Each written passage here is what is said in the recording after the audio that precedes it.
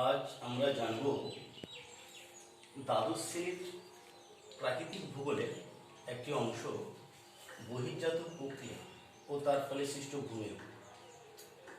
এটি প্রাকৃতিক ভূগোলের একটি অংশ।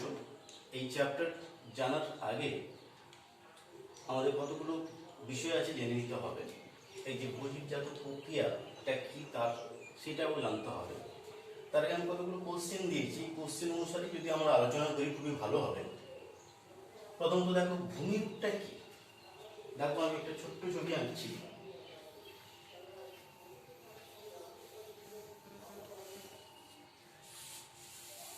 এটা যদি একটা চিন্তা করা যায়, এটা সমুদ্র তল, সমুদ্র থেকে সামান্য উঁচু সমতল প্রকৃতির ভূভাগ, যাকে আমরা বলছি সমভূমি।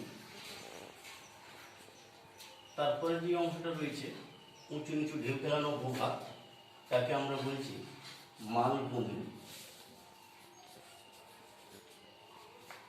রয়েছে নাতি উচ্চ ভূভাগ, পাহাড়। রয়েছে সুউচ্চ ভূভাগ, পর্বত। লেখগুলো আসছে তো। অর্থাৎ সমুদ্রপৃষ্ঠ থেকে ভূমিভাগের বহির্ভাগে সমতল প্রকৃতির ভূভাগকে সমভূমি, উঁচু নিচু ভূভাগকে মালভূমি, নাতি উচ্চ ভূভাগকে পাহাড়, সুউচ্চ ভূভাগকে পর্বত বলছে। এই যে ভূপৃষ্ঠের বহির্ভাগের রূপ, একেই বলা হয় ভূমিরূপ। অর্থাৎ সমভূমি, মালভূমি, পাহাড়, পর্বত এগুলো হচ্ছে ভূপৃষ্ঠের বহির্ভাগের রূপ। মানুষদের যেমন রূপ থাকে, কেউ কালো, কেউ ফর্সা, কেউ লম্বা, কেউ বেটে, একই রকম ভূমিভাগেরও রূপ রয়েছে, তাকেই বলা হয় কিনা ভূমিরূপ। এই ভূমিরূপ সৃষ্টিকারী প্রক্রিয়া আমরা ক্লাস 9-এ পড়েছি, 11-এ পড়েছি। এখানে আর রিপিট করার প্রয়োজন নেই। তবে ভূগাঠনিক প্রক্রিয়া কাকে বলে বা ভূগঠনকারী প্রক্রিয়া বা জিওটেকটনিক ফোর্স বা শক্তিটা কি সেটা জানতে হবে।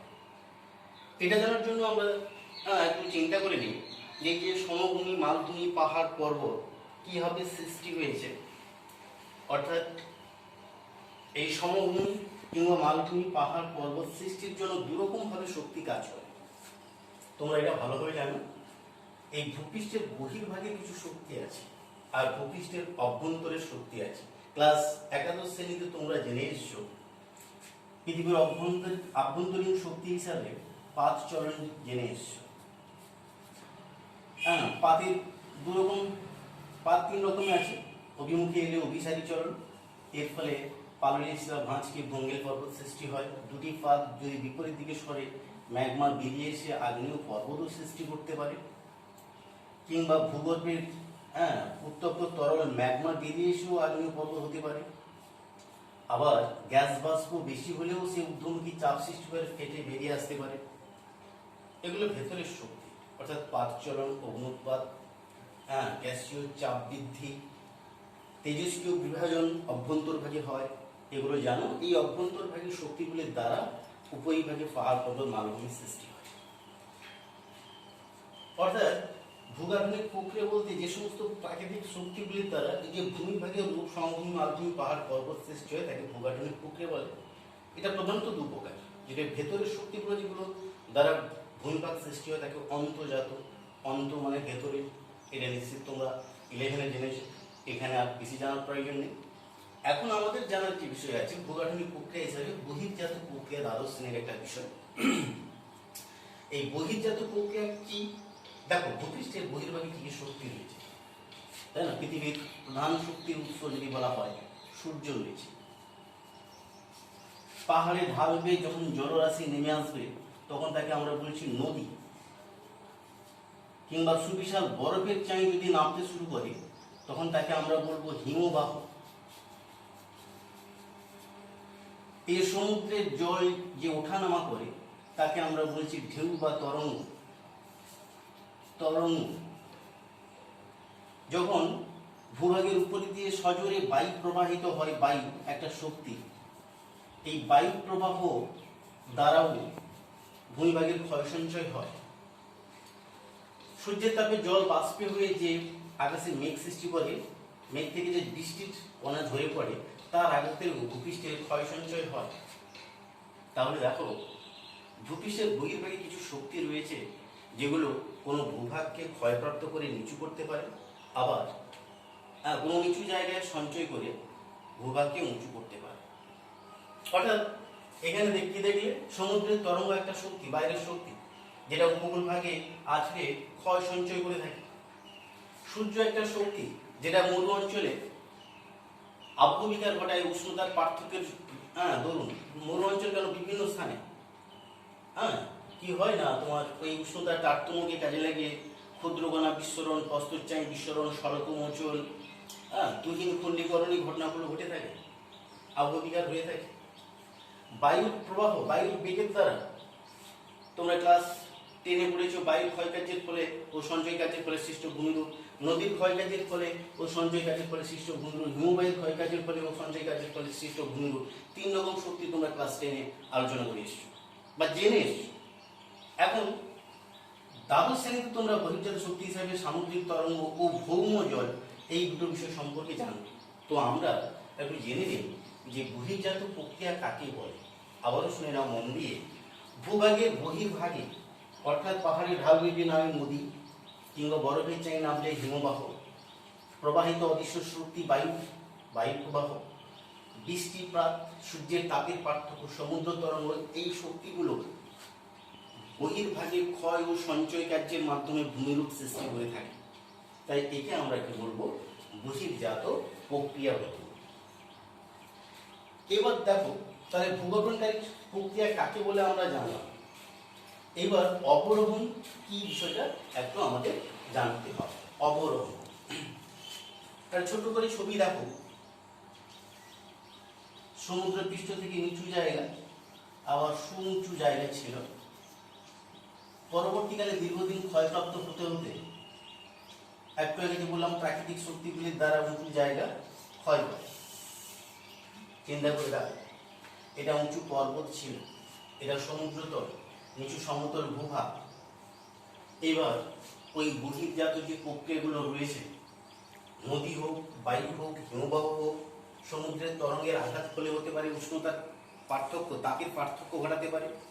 এই উঁচু জায়গা এই বহির্জাত প্রক্রিয়ার শক্তিগুলির দ্বারা ক্ষয় পেয়ে নিচু হচ্ছে। আবার ওই খনিজ পদার্থগুলো কোন জায়গায় যাবে? ওই ক্ষয়িত পদার্থগুলো নিচের নিচু জায়গাগুলোতে জমা হয়ে নিচু জায়গা আবার উঁচু হতে শুরু করবে। নিচু জায়গা তখন সঞ্চয় কার্যের মাধ্যমে উঁচু হতে শুরু করবে।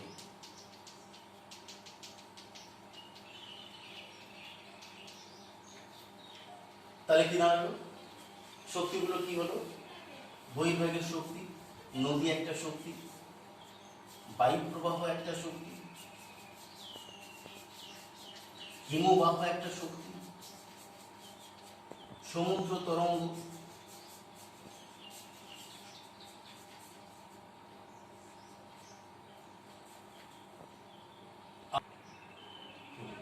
তাহলে আমরা কি দেখলাম? যে নদী, বায়ু প্রবাহ, হিমবাহ, সমুদ্র তরঙ্গ, ভৌমজল, এই সমস্ত প্রাকৃতিক শক্তিগুলো বহির্ভাগের শক্তি, তাদের দ্বারা ক্ষয় পেয়ে কোনো উঁচু জায়গায় নিচু হচ্ছে। এই উঁচু জায়গায় নিচু হওয়ার ঘটনাকে বলা হয় অবরোহণ, অর্থাৎ ডিগ্রিডেশন আর এগ্রিডেশন। ডিগ্রি মানে ডিক্রিজ মানে পতন, অর্থাৎ অবরোহণ কথার অর্থ উঁচু জায়গা নিচু হওয়া। কি এই সমস্ত যে প্রাকৃতিক শক্তিগুলোতে রয়েছে, নদী প্রবাহ, বায়ু প্রবাহ, হিমবাহ, সমুদ্র তরঙ্গ, ভৌমজল ইত্যাদি বহির্জাত শক্তিগুলির দ্বারা উঁচু জায়গায় ক্ষয়প্রাপ্ত হয়ে নিচু ভূমিতে পরিণত হওয়াকে আমরা বলব অবরোহণ বা ডিগ্রিডেশন। ডিক্রিজ মানে পতন। এবার দেখো, এখানে একটা দেওয়া হয়েছে যে অবরোহণের পদ্ধতিগুলো কি কি। এই সমস্ত প্রাকৃতিক শক্তিগুলি দ্বারা উঁচু জায়গায় ক্ষয় পেয়ে নিচু হয়। সূর্যের তাপের পার্থক্যের ফলে সৃষ্টি হয় কি? আবহবিকার। কথা একটু মনে রাখার বিষয় রয়েছে। সূর্যের তাপের তারতম্যের উপর ভিত্তি করে হয়ে থাকে কি না, তোমার ক্ষুদ্রকণা বিস্ফোরণ, প্রস্তরচায়ী বিস্ফোরণ, স্বল্পমোচন, এই 3 রকম আবহবিজ্ঞানের পদ্ধতি, যান্ত্রিক আবহবিজ্ঞানের পদ্ধতি সম্পূর্ণ সূর্যের তাপের পার্থক্যের উপর নির্ভর করে হয়ে থাকে। এবার দেখো পদ্ধতি হিসাবে আবহবিজ্ঞান একটা পদ্ধতি, তারপরে ক্ষয়ীভবন পুঞ্জিত স্খলন একটা পদ্ধতি। পুঞ্জিত স্খলন কাকে বলে একটু শুনে না। তাহলে আবহবিজ্ঞান কাকে বলে বললাম যে না, এই সূর্যের তাপের পার্থক্যের ফলে শিলার মধ্যে উষ্ণতা কম বেশি হওয়ার কারণে টান সৃষ্টি হয়, ভেঙে যায়, তাই না? কোনো কোনো শিলা যখন ছোট ছোট কণায় ভেঙে, একটা সুবৃহৎ শিলার মধ্যে যখন একটা বিভিন্ন খনিজ থাকে, লোহা, অ্যালুমিনিয়াম, তামা, সীসা, দস্তা ইত্যাদি খনিজ থাকে, যদি কয়লা, অভ্র থেকে শুরু করে বিভিন্ন পদার্থ থাকে, তাদের মধ্যে তাপের পার্থক্যের কারণে ছোট ছোট কণা ভেঙে যায়। এই ছোট ছোট কণায় ভেঙে যাওয়ার কারণে একে বলা হয় ক্ষুদ্র কণা বিস্ফোরণ। যান্ত্রিক আবহবিজ্ঞানের একটি প্রক্রিয়া হলো কি না, ক্ষুদ্র কণা বিস্ফোরণ। একটা বৃহৎ শিলা যার মধ্যে রয়েছে বিভিন্ন রকমের খনিজ পদার্থ, ওই বিভিন্ন রকমের খনিজ পদার্থ কি করছে, উষ্ণতার পার্থক্য ঘটানোর জন্য তাদের মধ্যে একটা টান সৃষ্টি হয়। লোহা যত দ্রুত গরম হবে, অভ্র তত দ্রুত গরম নাও হতে পারে, তখনই কি হবে, তাদের মধ্যে টান সৃষ্টি হয়ে ছোট ছোট কণায় ভেঙে গেলে তখন তাকে আমরা বলবো ক্ষুদ্র কণা বিস্ফোরণ, অর্থাৎ ক্ষুদ্র কণা বিস্ফোরণ। এটা হলো একরকম যান্ত্রিক আবহবিজ্ঞানের পদ্ধতি। আবার দেখো স্বল্পমোচন একটা বিষয় থাকে, স্বল্পমোচন। স্বল্পমোচন দুটো বিষয়, এটা মুছে দিলাম। তো ক্ষুদ্র কণা বিস্ফোরণ পরে যদি বলি না স্বল্পমোচনটা কি, দেখো একটা গোলাকার পাথরের খণ্ড যদি থাকে, সেই গোলাকার পাথরের খণ্ড বা এমনি পাথরের খণ্ড সূর্যের তাপে বহির্ভাগের অংশ যতটা দ্রুত গরম হয়, ভেতরের অংশ ততটা দ্রুত গরম হয় না। সমপ্রকৃতি খনিজে কি হয় না, স্বল্পমোচন হয়। স্বল্পমোচন।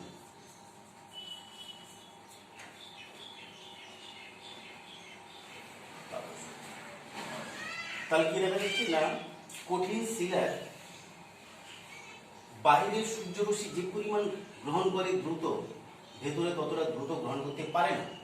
আবার বাইরের অংশ যত দ্রুত তাপ বিকিরণ করে, ভেতরের অংশ তত দ্রুত তাপ বিকিরণ করতে পারে না। ফলে দেখো বাইরের অংশ দিনের বেলায় দ্রুত তাপ গ্রহণ করে দ্রুত বেড়ে যাচ্ছে, ফলে আর ভেতরের অংশ তখন দ্রুত গরম হতে পারে না, বাইরে জন্য পারছে না। ফলে বাইরের অংশটা কি হয়, এই পেঁয়াজ বা গাছের ছালের ন্যায় খুলে যায়। পেঁয়াজ বা গাছের ছালের ন্যায় খুলে যায়। একে বলা হয় স্বল্পমোচন বা বাকল মোচন বা ছাল মোচন বলা হয়ে থাকে। এটা এক রকমের যান্ত্রিক আবহবিজ্ঞান পদ্ধতি। আর প্রস্তরচায়ী বিস্ফোরণ, তোমরা সেটাও জানো প্রস্তরচায়ী বিস্ফোরণ কাকে বলে। একরকম কঠিন শিলার মধ্যে যখন বিভিন্ন রকম উলম্ব ফাটল সৃষ্টি করে, তখন তাকে কি বলা হবে, প্রস্তরচায়ী বিস্ফোরণ বলা হবে। প্রস্তরচায়ী বিস্ফোরণ বলা হয়। তাহলে এটা যান্ত্রিক আবহবিজ্ঞানের উষ্ণতার পার্থক্যের কারণে ক্ষুদ্র কণা বিস্ফোরণ হয়। 2 নম্বর কোশ্চেন তোমাদের থাকতে পারে। ক্ষুদ্র মানে ছোট ছোট, মনে রাখো। বিভিন্ন খনিজ দিয়ে গঠিত শিলা, বিভিন্ন খনিজ থাকে এর মধ্যে, তার উষ্ণতা গ্রহণ বর্জনের ক্ষমতা ভিন্ন ভিন্ন হয়। ভিন্ন ভিন্ন হওয়ার মধ্যে তার মধ্যে টান সৃষ্টি হয়, শিলা ছোট ছোট খণ্ডে ভেঙে গেলে তাকে ক্ষুদ্র কণা বিস্ফোরণ ঘটে। এই যেটা মরু অঞ্চলে দুপুরের দিকে গুলি ছোড়ার ন্যায় আওয়াজ সৃষ্টি করে, এই ক্ষুদ্র কণা বিস্ফোরণ। স্বল্পমোচন তোমাদের 2 নম্বর কোশ্চেন দিয়ে দিতে পারে। মনে রাখবে সমপ্রকৃতি খনিজ দিয়ে গঠিত হলে, তার যদি একই রকম খনিজ থাকে সেই শিলার মধ্যে, তাহলে সূর্যের তাপের বাহিরের অংশ যতটা দ্রুত গরম হয়, আয়তনে বেড়ে যায়, ভেতরের অংশটা তত দ্রুত আয়তনে গরম বা বাড়তে পারে না। আবার বাইরের অংশ রাত্রিতে যত দ্রুত তাপ বিকিরণ করে সংকুচিত হয়, ভেতরের অংশ তত দ্রুত তাপ বিকিরণ করে সংকুচিত হতে পারে না। ফলে বাহির আর ভেতরের মধ্যে একটা টান সৃষ্টি হলে বাহিরের অংশগুলো পেঁয়াজের খোল কিংবা গাছের ছাল আকারে যখন খুলে যায়, তখন তাকে কি বলা হয়, স্বল্পমোচন। প্রস্তরচায়ী বলতে উলম্ব বরাবর যে পাহাড় বা পাথরগুলো আছে, উষ্ণতার পার্থক্যের ফলে যে উলম্ব ফাটল বা দারুণ সৃষ্টি হয়, তাকে প্রস্তরচায়ী বিস্ফোরণ বলে, মনে রাখবে। তাহলে আমরা অবরোহণ কাকে বলে, অবরোহণের পদ্ধতি হিসাবে আমরা জানলাম, আবহবিজ্ঞান বিষয়টা জানলাম, ক্ষয়ীভবন বিষয়টা কি রয়েছে একটু মন দিয়ে শুনে নাও। আবহবিকারের ফলে শিলাগুলো চূর্ণ বিচ্ছিন্ন হয়ে স্বস্থানে পড়ে থাকে, নিজ স্থানে পড়ে থাকে, কিন্তু তখন থেকে আমরা আবহবিকার বলি। এক কথায় আবহবিকার হওয়া মানে শিলা ভেঙে তার সেই জায়গায় পড়ে থাকলে তাকে আবহবিকার বলি। এটা ভেঙে তার সেই জায়গায় যখন পড়ে থাকছে তখন তাকে আমরা বলছি আবহবিকার।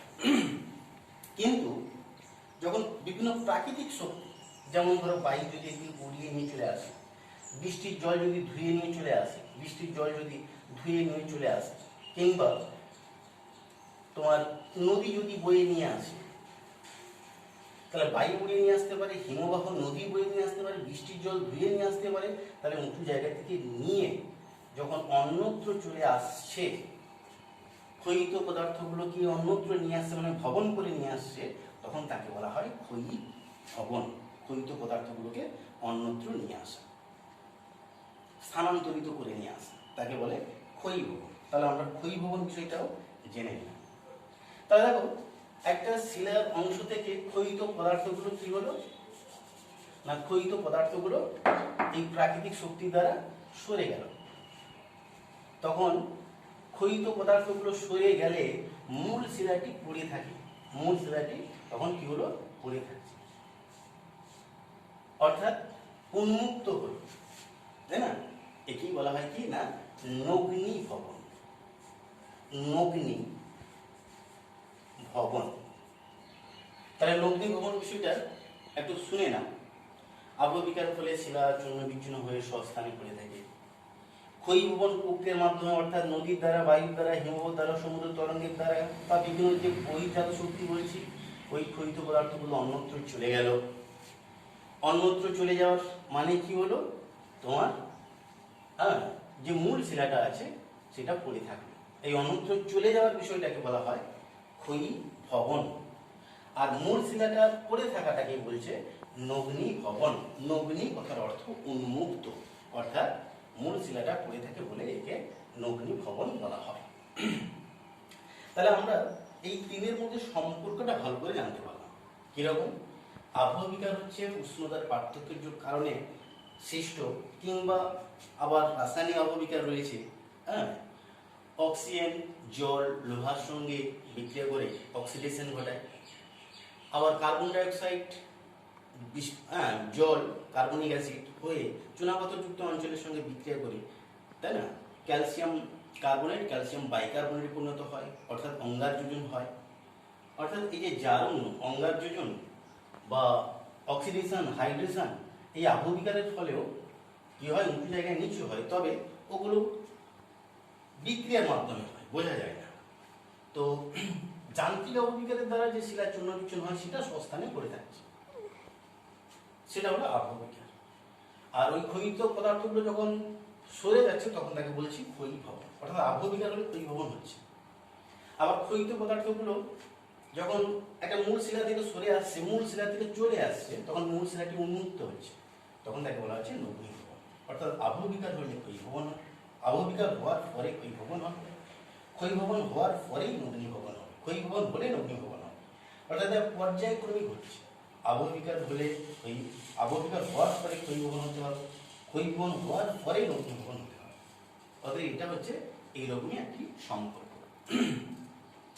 দেখো, অবরোহণের দ্বারা আমরা কি জানলাম, উঁচু জায়গায় নিচু হলো, ডিগ্রিডেশন ডিক্রিজ হলো। আরোহণটা কি না, আরোহণ হচ্ছে নিচু জায়গা উঁচু হবে, এগ্রিডেশন।